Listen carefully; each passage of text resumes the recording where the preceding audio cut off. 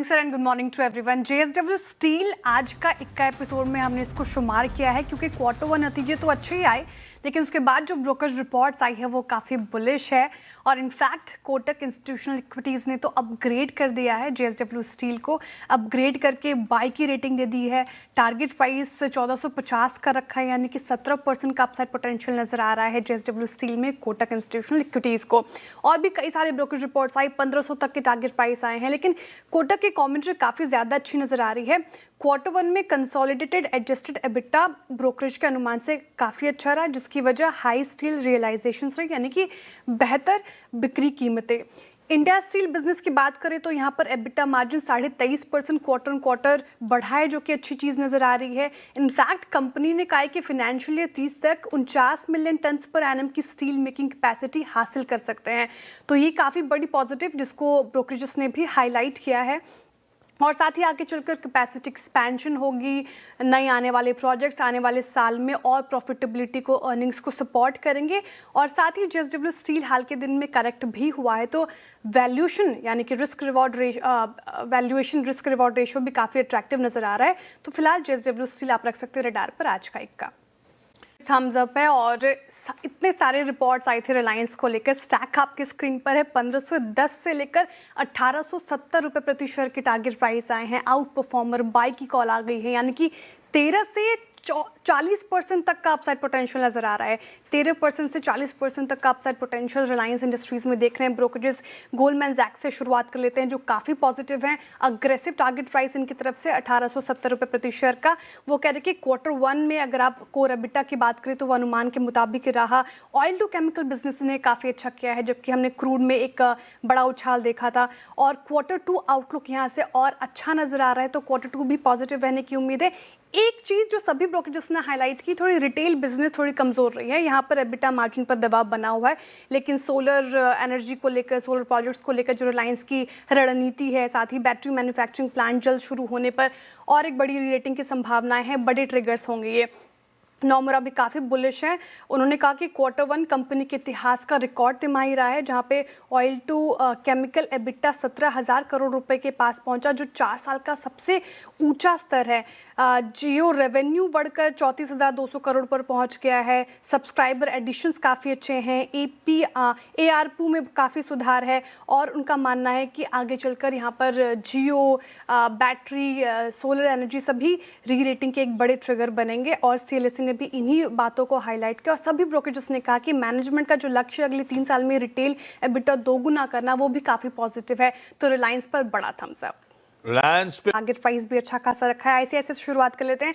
ICICI Nomura काफ़ी positive है, 1700 के टारगेट प्राइस उन्होंने बरकरार रखा है खरीदारी के राइन स्तरों पर। और पूरे प्राइवेट बैंक्स में अगर आप बात करें तो आईसीआईसीआई ने सबसे ज़्यादा बेहतर प्रदर्शन दिखाया है, ऐसा ब्रोकरेजेस का भी मानना है। उनका कहना है कि मार्जिन प्रेशर वाले क्वार्टर में भी आईसीआईसीआई बैंक सबसे अलग नजर आया और सेक्टर में सबसे तेज लोन ग्रोथ इसी का बैंक ने दर्ज की है। मजबूत नेट इंटरेस्ट मार्जिन की वजह से नॉर्मलाइज्ड पैट अनुमान से 6% बेहतर रहा है।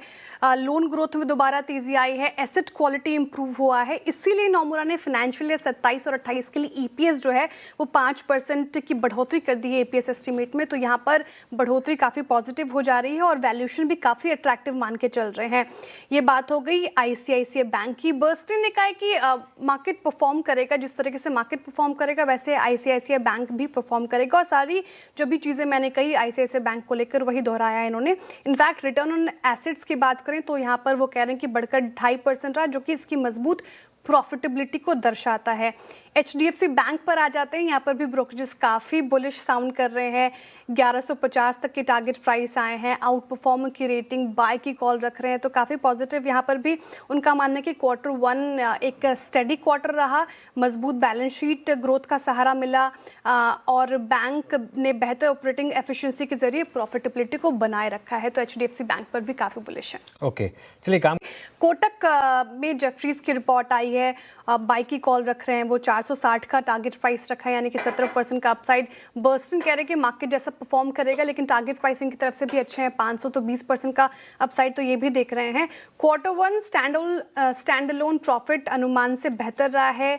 NII, फी इनकम और कम क्रेडिट कॉस्ट के नतीजों को मजबूती मिली है। एमएफआई और क्रेडिट कार्ड पोर्टफोलियो में क्रेडिट क्वालिटी बेहतर हो रही है, ब्रोकरेजेस ने हाईलाइट किया। इनफैक्ट फाइनेंशियल ईयर 27 के लिए ईपीएस एस्टिमेट्स भी बढ़ाया है, 2% की बढ़ोतरी यहाँ पर भी की गई है। और जेफरीज का कहना है कि नई सीईओ को लेकर स्पष्टता आगे स्टॉक के लिए एक अहम ट्रिगर रहेगी, तो यहाँ पे नजरें बनी रहेंगी। और वैल्यूएशन की बात करें तो काफ़ी पॉजिटिव नजर आ रहा है। अट्रैक्टिव है वैल्यूएशन कोटक महिंद्रा बैंक को लेकर।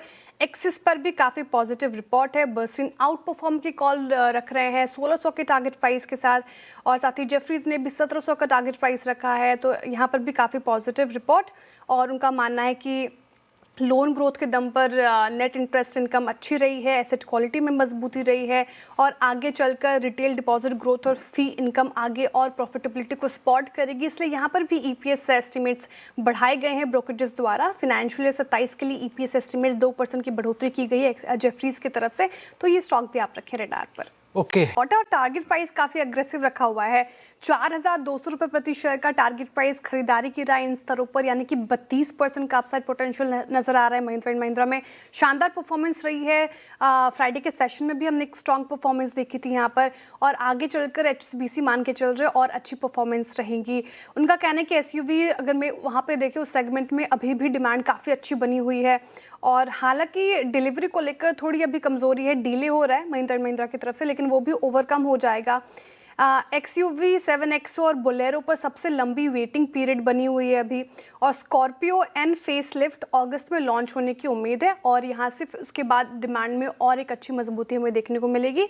और कंपनी ने जो हाल ही में 2.7% की प्राइस हाइक की है, उससे मार्जिन्स को और सपोर्ट मिलेगा आगे चलकर। तो महिंद्रा भी रखे रडार पर। बढ़िया ट्रेड